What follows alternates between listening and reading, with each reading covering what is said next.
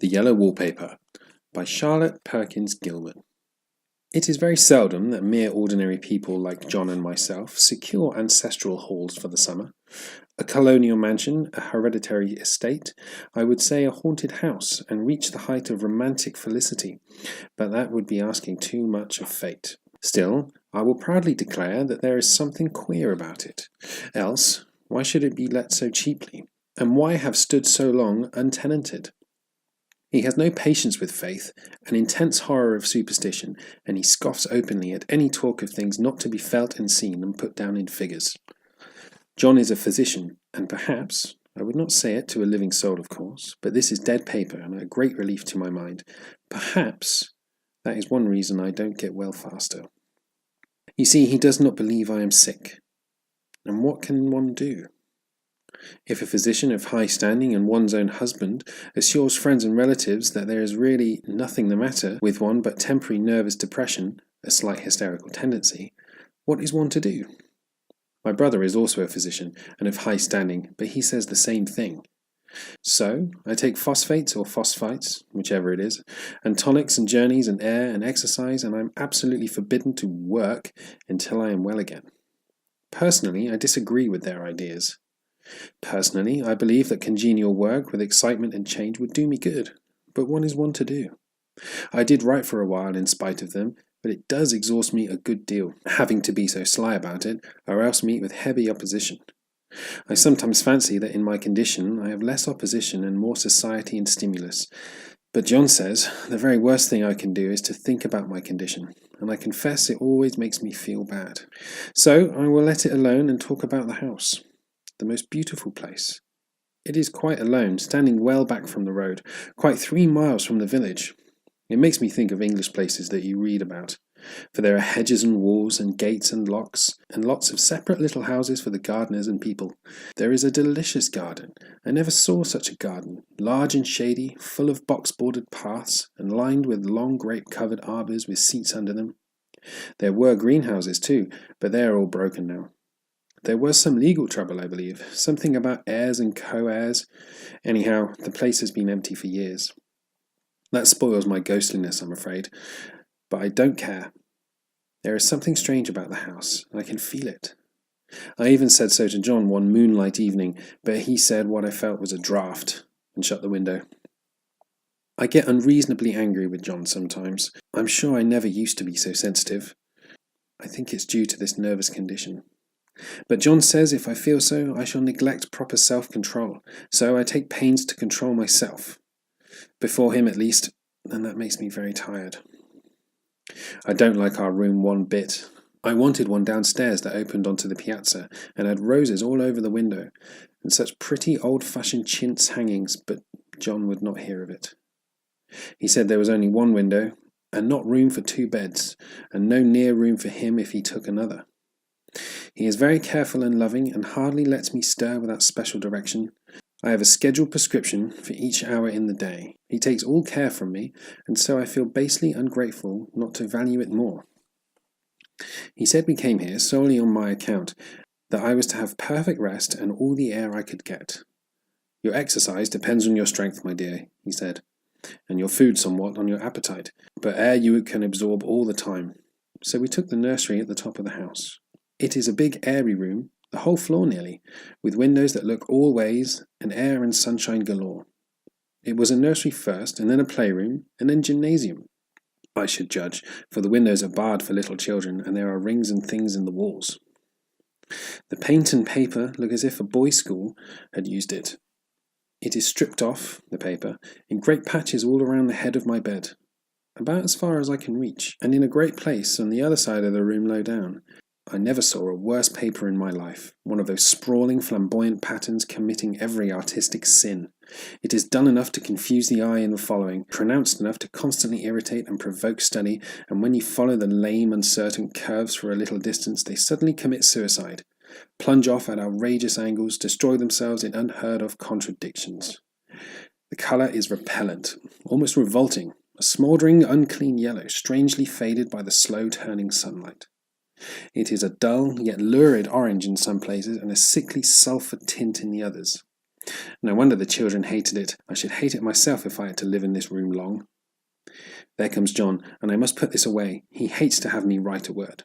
We have been here 2 weeks, and I haven't felt like writing before since that first day. I am sitting by the window now, up in this atrocious nursery, and there is nothing to hinder my writing as much as I please, save lack of strength.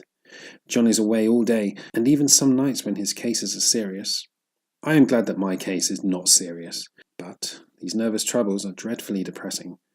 John does not know how much I really suffer. He knows there is no reason to suffer, and that satisfies him. Of course, it is only nervousness. It does weigh on me so not to do my duty in any way. I'm meant to be such a help to John, and such a real rest and comfort, and here I am comparative burden already. Nobody would believe what an effort it is to do what little I am able, to dress and entertain and other things. It is fortunate Mary is so good with the baby. Such a dear baby. And yet I cannot be without him. It makes me so nervous. I suppose John was never nervous in his life. He laughs at me so about this wallpaper.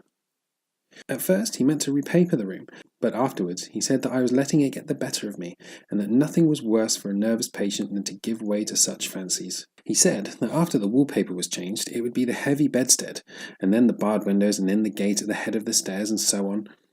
You know the place is doing you good, he said. And really, dear, I don't care to renovate the house just for 3 months' rental. Then do let us go downstairs, I said. There are such pretty rooms down there. Then he took me in his arms and called me a blessed little goose, and said he would go down to the cellar if I wished, and have it whitewashed into the bargain. But he is right enough about the beds and the windows and things. It is an airy, comfortable room, as anyone need wish, and, of course, I would not be so silly as to make him uncomfortable just for a whim. I'm really getting quite fond of the big room, all but that horrid wallpaper. Out of one window I can see the garden, those mysterious deep-shaded arbours, the riotous old-fashioned flowers and the bushes and gnarly trees. Out of another I get a lovely view of the bay and a little private wharf belonging to the estate. There is a beautiful shaded lane that runs down there from the house. I always fancy I see people walking in the numerous paths and arbours, but John has cautioned me not to give way to a fancy in the least. He says that with my imaginative power and habit of story-making, a nervous weakness like mine is sure to lead all manner of excited fancies, and that I ought to use my will and good sense to check the tendency. So I try. I think sometimes that if I were only well enough to write a little, I would relive the press of ideas and rest me, but I find I get pretty tired when I try. It is so discouraging not to have any advice and companionship about my work. When I get really well, John says he will ask Cousin Henry and Julia down for a long visit. But he says he would as soon put fireworks in my pillowcase as to let me have those stimulating people around now. I wish I could get well faster. But I must not think about that. This paper looks to me as if it knew what a vicious influence it had. There is a recurrent spot where the pattern lolls like a broken neck and 2 bulbous eyes stare at you upside down. I get positively angry with the impertinence of it and everlastingness. Up and down and sideways they crawl, and those absurd unblinking eyes are everywhere. There is one place where the 2 breadths didn't match, and the eyes go all up and down the line, one a little higher than the other. I never saw so much expression in an inanimate thing before, and we all know how much expression they have. I used to lie awake as a child and get more entertainment and terror out of a blank wall and plain furniture than most children could find in a toy store. I remember what a kindly wink the knobs of our big old bureau used to have. And there was one chair that always seemed like a strong friend. I used to feel that if any other things looked too fierce, I could always hop into that chair and be safe. The furniture in this room is no worse than inharmonious. However, for we had to bring it all from downstairs. I suppose when this was used as a playroom they had to take the old nursery things out. And no wonder. I never saw such ravages as the children have made here. The wallpaper, as I said before, is torn off in spots, and it sticketh closer than a brother. They must have had perseverance as well as hatred. Then the floor is scratched and gouged and splintered, and the plaster itself is dug out here and there. And this great heavy bed, which is all we found in the room, looks as if it had been through the wars. But I don't mind it a bit. Only the paper. There comes John's sister, such a dear girl as she is, and so careful of me. I must not let her find me writing. She is a perfect and enthusiastic housekeeper, and hopes for no better profession. I verily believe she thinks it is the writing which has made me sick. but I can write when she is out, and I see her a long way off in these windows. There is one that commands the road, a lovely shaded winding road, and one that just looks off over the country. A lovely country too, full of great elms and velvet meadows. This wallpaper has a kind of sub-pattern, different shade, a particularly irritating one, for you can only see it in certain lights and not clearly then. But in the places where it isn't faded and where the sun is just so, I can see a strange, provoking, formless sort of figure that seems to skulk about behind that silly, conspicuous front design. There's Sister on the stairs. Well, the 4th of July is over, the people are gone and I'm tired out. John thought it might do me good to see a little company, so we had our mother and Nellie and children down for a week. Of course I didn't do a thing. Jenny sees to everything now, but it tired me all the same. John says if I don't pick up faster he shall send me to Weir Mitchell in the fall, but I don't want to go there at all. I had a friend who was in those hands once, and she says that he's just like John and my brother, only more so. Besides, it is such an undertaking to go so far.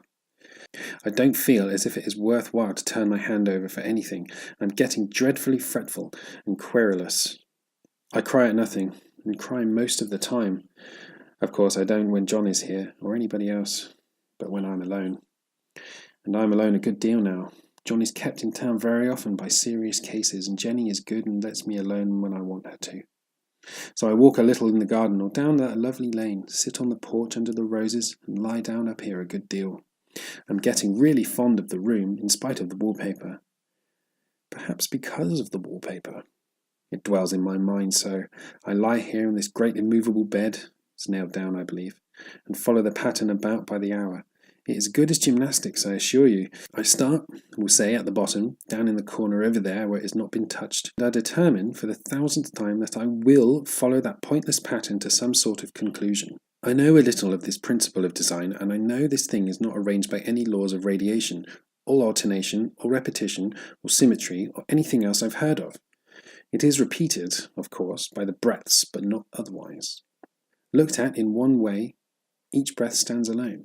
The bloated curves and flourishes, a kind of debased Romanesque with delirium tremens, go waddling up and down in isolated columns of fatuity. But on the other hand, they connect diagonally, and then sprawling outlines run off in great slanting waves of optic horror, like a lot of wallowing seaweeds in full chase. The whole thing goes horizontally too, at least it seems so, and I exhaust myself in trying to distinguish the order of its going in that direction. They have used a horizontal breadth for a frieze, and that adds wonderfully to the confusion. There is one end of the room where it is almost intact, and there, when the cross lights fade and the low sun shines directly upon it, I can almost fancy radiation after all. The interminable grotesques seem to form around a common centre and rush off in headlong plunges of equal distraction. It makes me tired to follow it, and I will take a nap, I guess. I don't know why I should write this. I don't want to. I don't feel able, and I know John would think it absurd, but I must say what I feel and I think in some way, and it's such a relief. But the effort is getting to be greater than the relief. Half the time now I'm awfully lazy, and lie down ever so much. John says I mustn't lose my strength, and he has me take cod liver oil and lots of tonics and things, to say nothing of ale and wine and rare meat. Dear John. He loves me very dearly and hates to have me sick. I tried to have a real earnest, reasonable talk with him the other day and tell him how I wish he would let me go and make a visit to Cousin Henry and Julia. But he said I wasn't able to go, nor able to stand it after I got there. And I did not make out a very good case for myself, for I was crying before I had finished. It is getting to be a great effort for me to think straight. Just this nervous weakness, I suppose. And dear John gathered me up in his arms and just carried me upstairs and laid me on the bed, and sat by me and read to me until I tired my head. He said I was his darling, and his comfort, and all he had, and that I must take care of myself for his sake, and keep well. He says no one but myself can help me out of it, that I must use my will and self-control, and not let any silly fancies run away with me. There is one comfort, the baby is well and happy, and does not have to occupy this nursery with the horrid wallpaper. If we had not used it, that blessed child would have. What a fortunate escape! Why, I wouldn't have a child of mine, an impressionable little thing, live in such a room for worlds. Never thought of it before, but it's lucky that John kept me here after all. I can stand it so much easier than a baby, you see. Of course, I never mention it to them any more. I'm too wise. But I keep watch of it all the same. There are things in that paper that nobody knows but me, or ever will. Behind that outside pattern, the dim shapes get clearer every day. It is always the same shape, only very numerous. And it is like a woman stooping down and creeping behind that pattern. Don't like it a bit, and I begin to think, I wish John would take me away from here. It is so hard to talk with John about my case, because he is so wise, and because he loves me so. But I tried it last night. It was moonlight, the sun shines in all around just as the sun does. I hate to see it sometimes. It creeps so slowly, and always comes in by one window or another. John was asleep, and I hated to wake him, so I kept still and watched the moonlight on that undulating wallpaper till it felt creepy. The faint figure behind seemed to shake the pattern, just as if she wanted to get out. I got up softly, and went to feel and see if the paper did move. And when I came back, John was awake. "What is it, little girl?" he said. "Don't go walking about like that. You'll get cold." I thought it was a good time to talk, so I told him that I really wasn't gaining here, and that I wished he would take me away. "Why, darling," he said, "our lease will be up in 3 weeks, and I can't see how to leave before. The repairs are not done at home, and I cannot possibly leave town just now. Of course, if you were in any danger, I could and would, but you really are better, dear, whether you can see it or not. I am a doctor, dear, and I know. You're gaining flesh and colour, your appetite is better. I feel really much easier about you." "I don't weigh a bit more," said I, "nor as much, and my appetite may be better in the evening when you are here, but it is worse in the morning when you're away." "Bless her little heart," he said with a big hug. "She shall be sick as she pleases. But now let's improve the shining hours by going to sleep, and talk about it in the morning." "And you won't go away?" I asked gloomily. "Why, how can I, dear? It's only 3 weeks more, and then we will take a nice little trip of a few days while Jenny is getting the house ready." "Really, dear, you are better." "Better in body, perhaps," I began, and stopped short, for he sat up straight and looked at me with such a stern, reproachful look that I could not say another word. "My darling," he said, "I beg of you, for my sake and our child's sake, as well as for your own, that you will never for one instant let the idea enter your mind. There is nothing so dangerous, so fascinating, to a temperament like yours. It is a false and foolish fancy. Can you not trust me as a physician when I tell you so?" So, of course, I said nothing more on the score, and we went to sleep before long. He thought I was asleep first, but I wasn't, and I lay there for hours trying to decide whether that front pattern and the back pattern really did move together or separately. On a back pattern like this, by daylight, there is a lack of sequence and a defiance of law that is a constant irritant to a normal mind. The colour is hideous enough and unreliable enough and infuriating enough, but that pattern is torturing. You think you've mastered it, but just as you get well underway in following, it turns a back somersault and there you are. It slaps you in the face, knocks you down and tramples upon you. It's like a bad dream. The outside pattern is a florid arabesque, reminding one of a fungus. If you can imagine a toadstool in joint, an interminable string of toadstools, budding and sprouting in endless convolutions, why, that is something like it. That is, sometimes. There is one marked peculiarity about the paper, and a thing that nobody seems to notice but myself, and that is that it changes as the light changes. When the sun shoots through the east window, I always watch for that first long straight ray, it changes so quickly that I never quite believe it. That is why I watch it always. By moonlight, the moon shines in all night when there is a moon, I wouldn't know it was the same paper. At night, any kind of light, in twilight, candlelight, lamplight, worst of all moonlight, it becomes bars. The outside pattern, I mean, and the woman behind it is as plain as can be. I didn't realise for a long time what the thing was that showed behind, that dim sub-pattern, but now I'm quite sure it's a woman. By daylight she is subdued and quiet. I fancy it is the pattern that keeps her so still. It is so puzzling, it keeps me quiet by the hour. I lie down ever so much now. John says it's good for me, and to sleep all I can. Indeed, he started the habit by making me lie down for an hour after each meal. It is a very bad habit, I'm convinced, for you see I don't sleep. And that cultivates deceit, for I don't tell him that I'm awake. No, the fact is, I'm getting a little afraid of John. He seems very queer sometimes, and even Jenny has an inexplicable look. It strikes me occasionally, just as a scientific hypothesis, that perhaps is the paper. I have watched John when he did not know I was looking, and come into the room suddenly on the most innocent excuses, and I've caught him several times looking at the paper. And Jenny too. I caught Jenny with her hand on it once. She didn't know I was in the room, and when I asked her in quiet, a very quiet voice, with the most restrained manner possible, what she was doing at the paper, she turned around as if she had been caught stealing, and looked quite angry, asked me why I should frighten her so. Then she said the paper stained everything it touched, and that she had found yellow smooches all on my clothes and John's, and she wished we would be more careful. Did not that sound innocent? But I know she was studying the pattern, and I'm determined that nobody shall find it out but myself. Life is so very much more exciting now than it used to be. You see, I have something more to expect, to look forward to watch. I really do eat better, and I am more quiet than I was.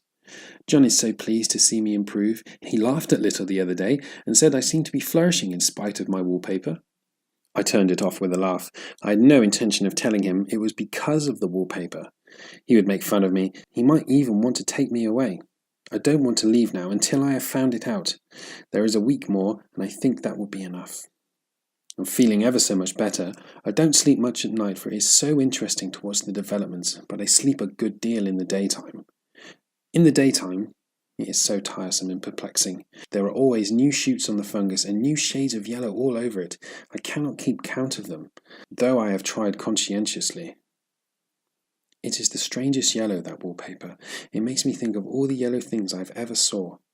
Not beautiful ones like buttercups, but old, foul, bad yellow things. But there is something else about that wallpaper. The smell. I've noticed it the moment we came into the room. But with so much air and sun, it was not so bad. Now we have a week of fog and rain, and whether the windows are open or not, the smell is here. It creeps all over the house. I find it hovering in the dining room, skulking in the parlour, hiding in the hall, lying in wait for me on the stairs. It even gets into my hair. Even when I go ride, if I turn my head suddenly and surprise it, there's that smell. Such a peculiar odour too. I've spent hours in trying to analyse it to find what it smelled like. It's not that bad at first, and very gentle, but quite the subtlest, most enduring odour I have ever met. In this damp weather it is awful. I wake up in the night and find it hanging over me. It used to disturb me at first. I thought seriously of burning the house to reach the smell. But now I'm used to it. The only thing I can think of, that it is like the colour of the paper, a yellow smell. There is a very funny mark on this wall, low down, near the mopboard, a streak that runs round the room. It goes behind every piece of furniture except the bed, a long, straight, even smooch, as if it had been rubbed over and over. I wonder how it was done and who did it, and what they did it for. Round and round and round, round and round and round. Makes me dizzy. I really have discovered something at last. Through watching so much at night when it changes so, I have finally found out. The front pattern does move. And no wonder, the woman behind shakes it. Sometimes I think there are a great many women behind, and sometimes only one, and she crawls around fast, and crawling shakes it all over. Then, in the very bright spots she keeps still, and in the very shady spots she just takes a hold of the bars and shakes them hard. And she is all the time trying to climb through, but nobody could climb through that pattern. It strangles so. I think that is why it has so many heads. They get through, and the pattern strangles them off and turns them upside down and makes their eyes white. If those heads were covered or taken off, it would not be so half bad. I think that woman gets out in the daytime, and I'll tell you why. Privately. I've seen her. I can see her out of every one of my windows. It is the same woman. I know, for she is always creeping, and most women do not creep by daylight. I see her on that long road under the trees, creeping along, and when the carriage comes and she hides under the blackberry vines. I don't blame her a bit. It must be very humiliating for her to be caught creeping by daylight. I always lock the door when I creep by daylight. I can't do it at night, for I know John would suspect something at once. And John is so queer now that I don't want to irritate him. I wish he would take another room. Besides, I don't want anybody to get that woman out at night but myself. I often wonder if I could hear her out of all the windows at once. But, turn as fast as I can only see out of one at a time. And though I always see her, she may be able to creep faster than I can turn. I have watched her sometimes away off in the open country, creeping as fast as a cloud shadow in a high wind. If only the top pattern could be gotten off from the under one. I mean to try it little by little. I have found out another funny thing, but I shan't tell it at this time. It does not do to trust people too much. There are only 2 more days to get this paper off, and I believe John is beginning to notice. I don't like the look in his eyes. And I heard him ask Jenny a lot of professional questions about me. She has a very good report to give. She said I slept a good deal in the daytime. John knows I don't sleep very well at night, for I'm all so quiet. He asked me all sorts of questions too, and pretended to be very loving and kind, as if I couldn't see through him. Still, I don't wonder he acts so, sleeping under this paper for 3 months. It only interests me, but I feel sure that John and Jenny are secretly affected by it. Hurrah, this is the last day, but it is enough. John is to stay in town overnight and won't be out until this evening. Jenny wanted to sleep with me, the sly thing, but I told her I should undoubtedly rest better for a night alone. That was clever, for really I wasn't alone a bit. As soon as it was moonlight and the poor thing began to crawl and shake the pattern, I got and ran to help her. As soon as it was moonlight and that poor thing began to crawl and shake the pattern, I got up and ran to help her. Pulled and she shook, and I shook and she pulled, and before morning we peeled off yards of that paper, a strip about as high as my head and half round the room. And then, when the sun came and that awful pattern began to laugh at me, I declared I would finish it today. We go away tomorrow, and they are moving all my furniture down to leave things as they were before. Jenny looked at the wall in amazement, but I told her merrily that I did it out of pure spite at that vicious thing. She laughed and said she wouldn't mind doing it herself, but I must not get tired. How she betrayed herself that time. But I'm here, and no person touches that paper but me, not alive. She tried to get me out of the room. It was too patent.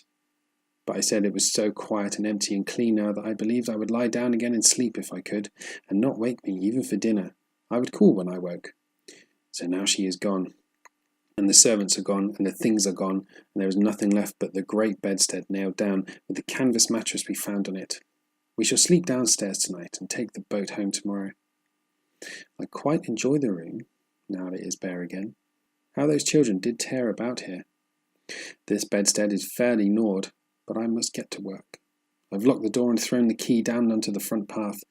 I don't want to go out. I don't want to have anybody come in till John comes.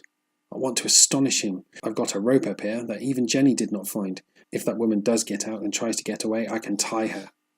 But I forgot I could not reach far without anything to stand on, and this bedstead will not move. I tried to lift and push until I was lame, and then I got so angry I bit off a little piece at the corner. But it hurt my teeth. Then I peeled off all the paper I could reach, standing on the floor. It sticks horribly, and the pattern just enjoys it.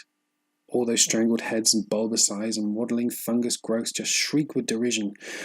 I'm getting angry enough to do something desperate. To jump out of the window would be admirable exercise, but the bars are too strong even to try. Besides, I wouldn't do it. Of course not.